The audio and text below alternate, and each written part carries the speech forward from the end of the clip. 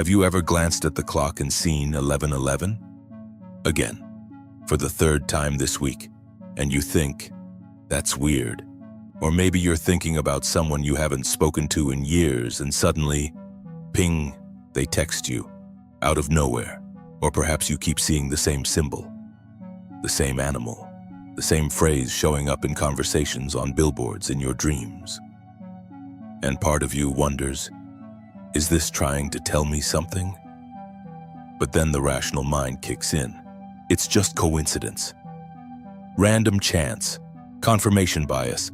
Let me tell you something. You've been lied to about what coincidence actually is. Because what you're experiencing, it's not random. It's not your brain playing tricks on you. It's not coincidence. It's synchronicity. And synchronicity is the universe speaking to you in a language you've forgotten how to read. I'm not talking about woo-woo wishful thinking here. I'm talking about a fundamental operating system of reality itself. One that Carl Jung spent decades researching. One that quantum physicists are now confirming. One that could completely transform how you understand your life.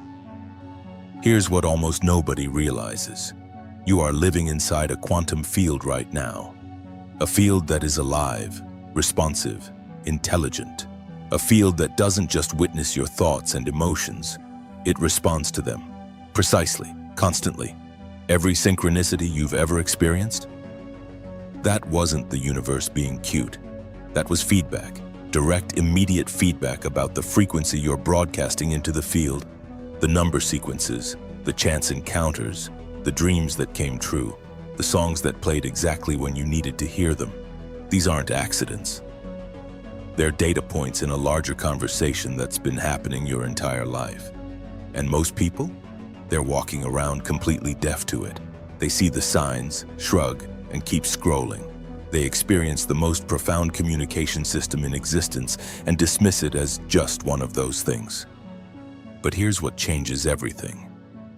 Once you understand how to decode this language, once you learn to read the signals your reality is constantly sending you, you stop being a passive observer of your life. You become a conscious co-creator. Not because I'm selling you some feel-good philosophy, but because the science, the actual measurable peer-reviewed science, is showing us something stunning. Your consciousness isn't trapped inside your skull. It's not contained. It's a field, a non-local electromagnetic field that extends beyond your body and interacts directly with what we call reality. And synchronicity? That's the feedback loop. That's the universe showing you in real time what frequency you're broadcasting and what you're calling into your experience. So here's my question for you. What if you've been ignoring the most important guidance system you've ever had? What if the answers you've been searching for have been showing up all along? You just didn't know how to interpret them. I'm going to show you exactly how this works. And by the end of this, you're going to see your entire reality differently. Let's go deeper. Most people, when they start noticing synchronicity, make the same mistake. They think it's about manifestation. They think, oh, I'm seeing these signs because I'm finally aligned with my desires. And then they get frustrated because they see 222 everywhere. They feel excited about a new opportunity. They think the universe is saying yes. And then nothing happens. The job doesn't come through. The relationship falls apart. The opportunity vanishes. And they conclude, synchronicity doesn't work. It's just my imagination. But here's what no one tells you. Synchronicity isn't a fortune cookie. It's not the universe giving you a thumbs up. It's not a cosmic-like button validating your dreams. It's a mirror. And mirrors don't lie. They show you exactly what you're projecting, not what you wish you were projecting. Let me explain what Carl Jung actually discovered. Because this changes everything. Jung didn't study synchronicity as some mystical party trick. He studied it as a psychologist trying to understand how the unconscious mind communicates. And what he found was radical. He noticed that his patients would experience meaningful coincidences during moments of psychological transformation. Right when they were on the verge of a breakthrough, when some unconscious pattern was ready to become conscious, external reality would reflect that shift back to them. a woman dreams of a golden scarab beetle. The next day, during her therapy session, an actual scarab beetle, extremely rare in Switzerland, hits the window. Jung catches it and shows her. That moment, it shattered her rational defenses. It opened her to a deeper truth she'd been avoiding. The synchronicity wasn't random. It was precise. It appeared at the exact moment her consciousness was ready to shift, and it delivered the exact symbol her psyche needed to make that shift complete. Jung called these meaningful coincidences. But here's the key word: meaningful. Not random, not lucky, meaningful. The meaning was specific to her internal state. The timing was specific to her transformation. The symbol was specific to her unconscious material. This is where most people get synchronicity wrong. They think it's about getting what they want, but it's actually about revealing what's happening inside you. Your external reality is constantly reflecting your internal frequency back to you. When you see 1111 and feel a spark of hope, that's not the universe promising you something. That's your nervous system recognizing coherence. Your consciousness is momentarily aligned with a higher frequency, and the field is confirming it. When you think of someone and they text you, that's not magic. That's your electromagnetic field overlapping with theirs in a moment of resonance. Jacobo Grinberg's research on neuronal fields proved this. Two people in deep rapport literally create a shared field. Their brainwaves synchronize, their consciousness merges, and when that field becomes coherent enough, events align, messages arrive, reality bends, and this is the part that makes people uncomfortable. Synchronicity also reflects your resistance, your fear, your misalignment. You keep seeing the same toxic pattern in relationships? That's not bad luck. That's a synchronistic mirror showing you an unhealed frequency you're still broadcasting. You keep missing opportunities by just a few minutes? That's not the universe being cruel. That's feedback. You're out of phase. Your timing is off because your internal coherence is off. The field is always communicating. But most people only want to hear the messages that feel good. Real synchronicity work? It's not about chasing angel numbers and waiting for signs to validate your dreams. It's about becoming honest with what the mirror is actually showing you. And here's the hope in all this. Once you stop arguing with the reflection, once you stop demanding that reality confirm your illusions, something profound happens. You start receiving guidance, real guidance. Not what you want to hear, what you need to hear. The synchronicities become clearer, more frequent, more specific, because you're no longer blocking the signal with noise. You've been waiting for the universe to speak to you in a language you understand. But the truth is, it's been speaking all along. You just needed to learn the grammar. So let me ask you this. What synchronicities have you been dismissing because they didn't fit your preferred narrative? What patterns keep showing up that you've been calling bad luck? Because those aren't punishments, those are invitations. Invitations to shift your frequency, to heal what's unhealed, to align with what's actually true, not what you wish were true. And when you do that, when you finally stop resisting the mirror, that's when reality starts to collaborate with you in ways that will leave you breathless, ready to go deeper. Let's talk about what quantum physics just confirmed. Here's where it gets interesting. For a long time, synchronicity was dismissed by mainstream science as pseudoscience. Coincidence, apophenia, the human tendency to see patterns where none exist. And honestly, I get why scientists were skeptical. Jung's theories sounded mystical. They couldn't be measured in a lab. They violated everything we thought we knew about cause and effect. But then quantum physics showed up, and everything changed. Because what physicists discovered at the quantum level completely dismantles our assumptions about how reality works. Let me walk you through this, because once you see it, you can't unsee it. In classical physics, the world is mechanical, solid, separate. Cause precedes effect. Objects exist independently whether you observe them or not. Your consciousness is just a byproduct of brain chemistry, irrelevant to the external world. But quantum mechanics said, not so fast. When scientists studied subatomic particles, they found something bizarre. These particles don't exist in a definite state until they're observed. Before observation, they exist as waves of probability, infinite potential states, all happening simultaneously. It's only when a conscious observer looks that the wave collapses into a single definite particle. This is called the observer effect, and it's not a theory. It's been proven in thousands of experiments. The double-slit experiment alone has been replicated so many times it's no longer debatable. Your observation, your consciousness, literally affects physical reality, not metaphorically, not symbolically, literally. Now here's where it connects to synchronicity. If consciousness collapses the wave function, if your awareness is actively participating in creating what becomes real, then reality isn't a fixed stage you're walking through. It's a responsive field you're constantly interacting with. And if that's true, then meaningful coincidences aren't violations of physics. They're features of physics. Michael Talbot wrote about this in The Holographic Universe.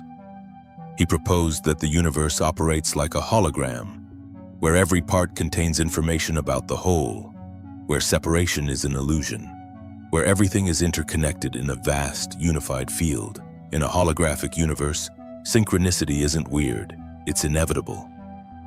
Because if you and I and that tree and this moment are all part of one interconnected field, then of course your internal state affects external events. Of course your emotional frequency attracts corresponding experiences. Of course the universe reflects your consciousness back to you. It's not magic, it's mechanics. But here's the part that blew my mind when I first learned it. Your consciousness isn't even limited to your brain. For decades, we've been told that thoughts happen in the brain. Consciousness is neurological activity. It's all firing synapses and chemical reactions contained inside your skull. But research by scientists like Jacobo Grinberg challenged that entire model. Grinberg studied what he called the neuronal field, the idea that consciousness isn't produced by the brain, but is accessed through it. The brain acts like a receiver, tuning into a larger field of awareness that exists beyond the physical body. He conducted experiments where he'd place two people in deep meditative rapport. Then he'd stimulate one person's brain with a flash of light, and simultaneously the other person's brain in a completely separate room would show the same neurological response. No physical connection, no communication, just two consciousnesses resonating in a shared field. This is called quantum entanglement in human awareness. Einstein famously called it spooky action at a distance because it violated everything classical physics predicted. But it's real, it's measurable, and it explains so much about synchronicity. When you think of someone and they call you, that's not coincidence. That's two fields overlapping in a moment of coherence. When you walk into a room and immediately sense the vibe, that's not intuition. That's your neuronal field reading the electromagnetic information in the space. When you have a dream that comes true 3 days later, that's not precognition. That's your consciousness accessing information from a non-local field where time isn't linear. You are not separate from the reality you're observing. You're woven into it. Your thoughts create electromagnetic fields. Your emotions broadcast frequencies. Your attention acts like a quantum observation, collapsing probability into experience. This is why affirmations alone don't work. This is why vision boards fail most people. Because they're trying to manipulate reality with their conscious mind, while their subconscious is broadcasting a completely different frequency. The field doesn't respond to what you say. It responds to what you are. And synchronicity is how the field talks back. When you're in coherence, when your thoughts, emotions, and beliefs are aligned, the field responds with synchronistic flow. Doors open, people appear, opportunities arrive at the perfect time. You feel like you're being carried by an invisible current. But when you're in dissonance, when your conscious desires conflict with your subconscious programming, the field reflects that back too. Delays, obstacles, near misses, patterns that repeat no matter how hard you try to change them. The universe isn't punishing you. It's mirroring you. And here's the radical part. This means you're not powerless. You're not a victim of circumstance. You're not at the mercy of fate or luck or randomness. You're a quantum observer in a responsive field, Every moment you're collapsing waves of potential into lived experience. Every thought, every emotion, every belief, you're broadcasting a signal and reality is echoing it back. So when you see that repeating number, when you experience that impossible timing, when the universe delivers exactly what you were thinking about, it's not showing off. It's confirming. Yes, this is how it works. You are that powerful. Pay attention. The question isn't whether synchronicity is real. The question is, are you ready to take responsibility for what you're creating? Because once you understand this, once you really get that you're not separate from the field, that your consciousness is actively shaping your reality, you can't go back to sleep. You can't pretend you're a victim anymore.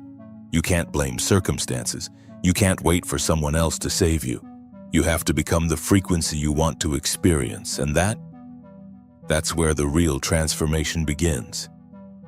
Let's talk about why most people never get there. So if all of this is true, if synchronicity is a real feedback system, if consciousness shapes reality, if we're all connected to this responsive quantum field, then why doesn't everyone experience it? Why do some people seem to live in a constant flow of synchronicity while others see nothing but randomness and struggle? Here's the uncomfortable truth. Most people are broadcasting noise, not signal. Let me explain what I mean.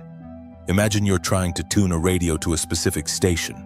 If the dial is even slightly off, you get static, interference, fragments of sound mixed with distortion. You might catch a word here, a note there, but the message is garbled. That's what most people's electromagnetic field looks like. It's chaotic, incoherent, broadcasting 10 different frequencies at once. Their conscious mind says, I want abundance. But their subconscious is running a program that says, money is hard.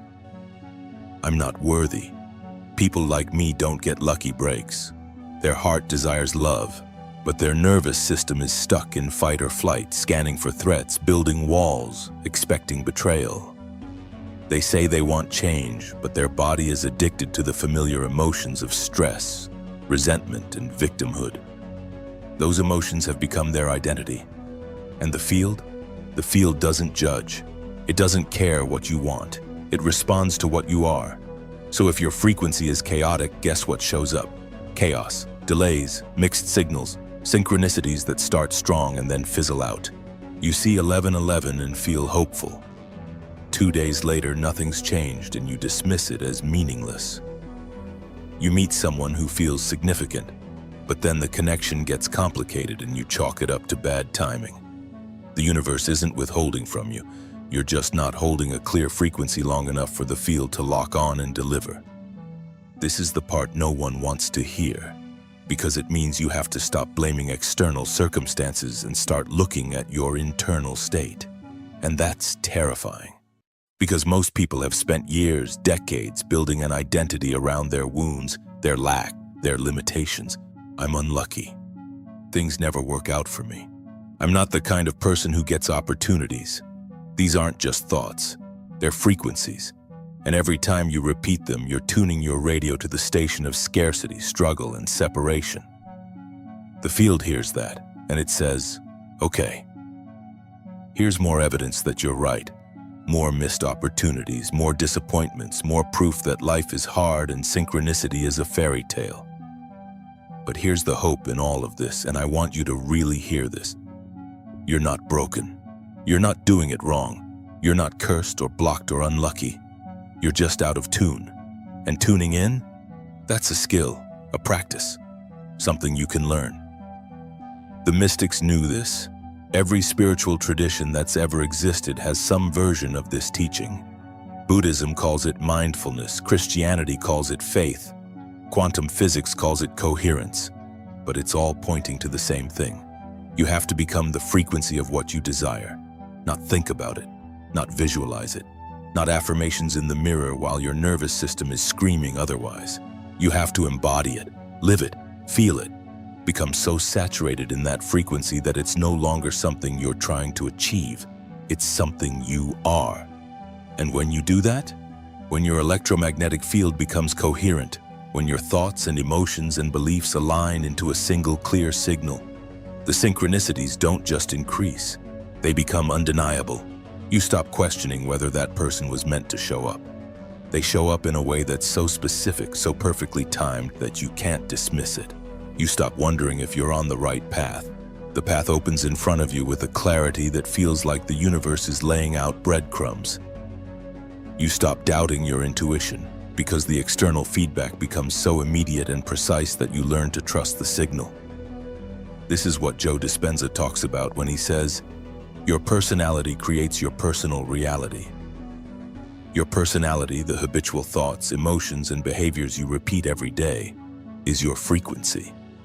And your reality is the reflection of that frequency. If you want a different reality, you need a different frequency. And that means becoming a different person, not a fake version, not a manifesting persona you put on while secretly believing you're not enough. A genuinely new operating system, new thoughts, new emotions, new beliefs. A nervous system that feels safe in abundance, love, and possibility. And here's the beautiful part. You don't have to have it all figured out. You don't have to be perfect.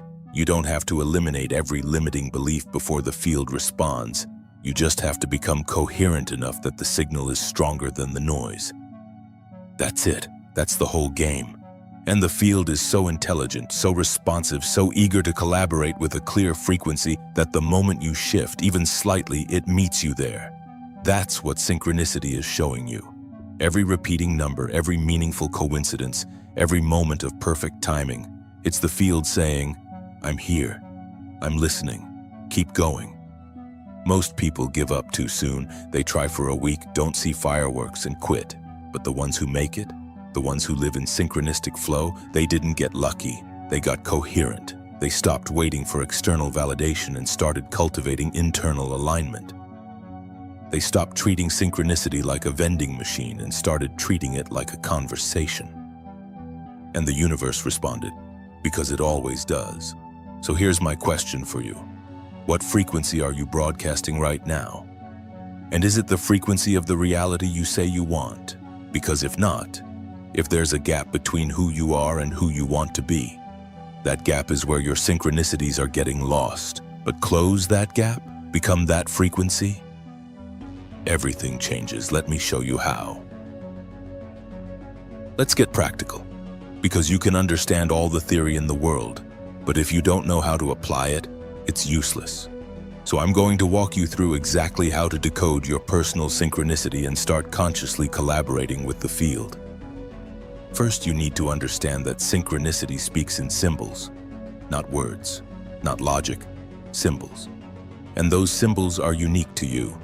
When you see a hawk, it might mean freedom. When I see a hawk, it might mean focus. The field doesn't use a universal dictionary. It uses your subconscious mind's personal language. This is why generic angel number interpretations don't work.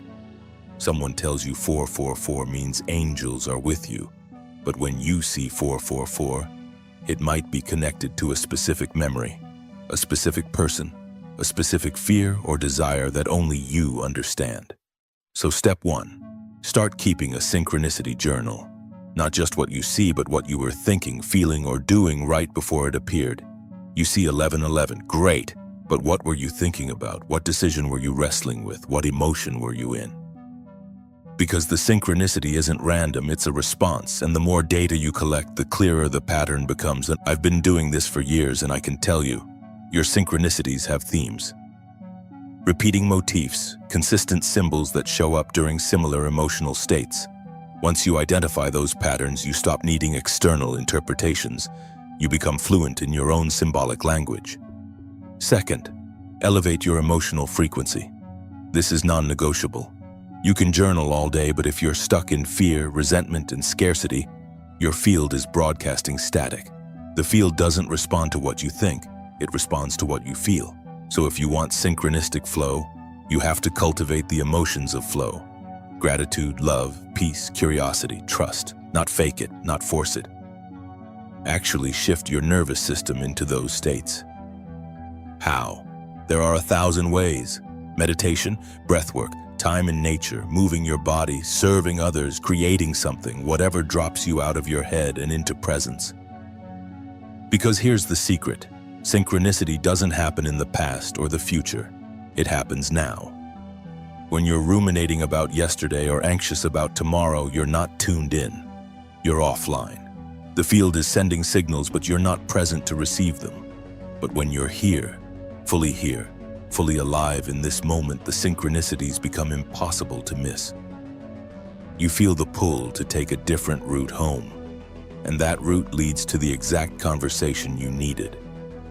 You get an intuitive hit to check your email, and there's the opportunity you've been waiting for. You think of someone, and within an hour they reach out. This isn't luck, this is coherence. You're tuned in, and the field is responding. Third, treat your relationships like mirrors, because they are. Every person in your life is reflecting something back to you. Every dynamic, every conflict, every pattern that repeats, it's not about them. It's about the frequency you're holding. You keep attracting emotionally unavailable partners? That's not bad luck. That's a mirror showing you where you're unavailable to yourself. You keep getting betrayed? The field is asking, where are you betraying yourself? Where are you abandoning your truth to keep the peace? This is hard to hear. I know, because we want to believe it's other people's fault. We want to blame external circumstances. But synchronicity doesn't let you off the hook. It's relentless in its honesty, and the gift in that, the profound, life-changing gift, is that once you stop resisting the reflection, you get the power back. You're not a victim of other people's behavior. You're the creator of your experience. And when you shift your frequency, the people in your life either shift with you or fall away. It's not personal. It's resonance. You've changed frequencies, and they're no longer a match. Fourth, make decisions based on alignment, not logic. This is where most people sabotage themselves. They get a synchronistic signal, a clear nudge from the field, and then they override it with logic. But it doesn't make sense. But it's not practical. But what if I fail? And they stay in the safe, familiar choice. The one that makes sense to everyone else. The one that keeps them small. But synchronicity doesn't care about logic. It cares about alignment. When you feel that pull, that irrational, undeniable pull towards something, that's not recklessness. That's your higher self guiding you through the field. And the more you honor those pulls, the stronger the signal gets. The field learns to trust you. It starts sending bigger, clearer, more frequent synchronicities. But ignore them, override them, the signal fades. The synchronicities stop, not because the universe is punishing you, but because you're teaching it that you're not ready to listen. Fifth, release the outcome. This is the paradox that breaks most people. You can't force synchronicity. You can't demand specific signs. You can't white-knuckle the universe into giving you what you want. The moment you need the synchronicity to prove something, you collapse the frequency. You move from trust into control, and control is the opposite of flow. Synchronicity happens in the space of surrender. Not passive resignation, active surrender. Where you're doing your part, holding your frequency, taking inspired action. But you're not attached to how it unfolds. You plant the seed, you water it, and then you trust the soil to do its work. That trust, that surrender, is the most powerful frequency you can hold, because it signals to the field, I know you've got me, I'm safe, I'm ready. And when the field feels that, when it senses that you're not grasping, not forcing, not second-guessing, it delivers in ways that blow your mind.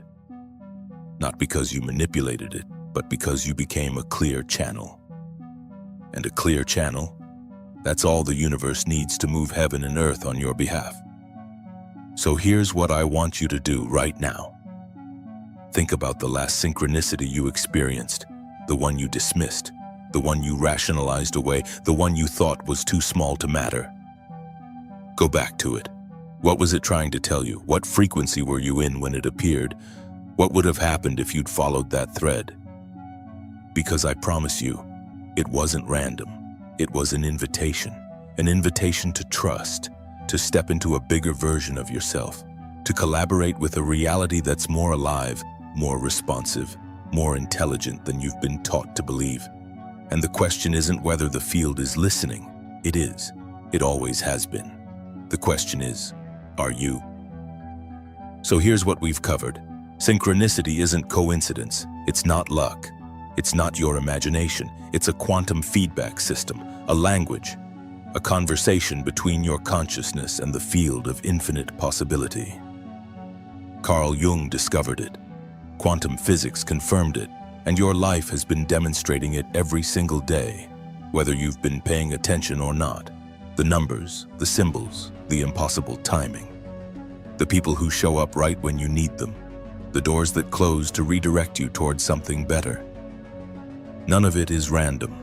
It's all signal, and the signal is always responding to your frequency. When you're coherent, when your thoughts, emotions, and beliefs align, the synchronicities flow, effortlessly, undeniably, in ways that leave you breathless.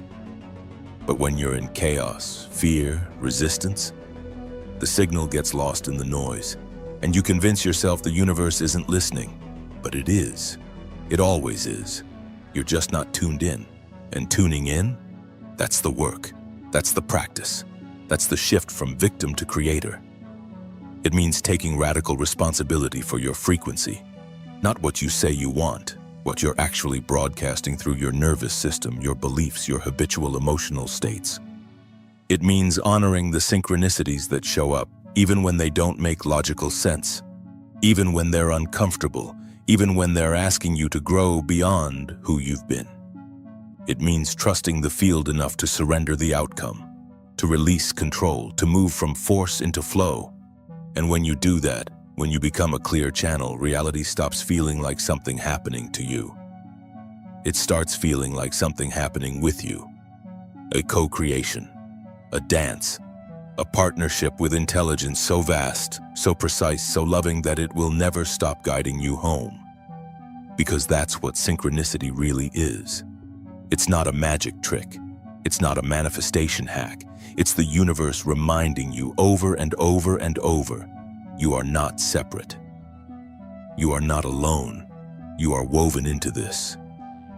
Every thread of your life is connected to the whole, and when you remember that, when you really remember, you stop feeling powerless.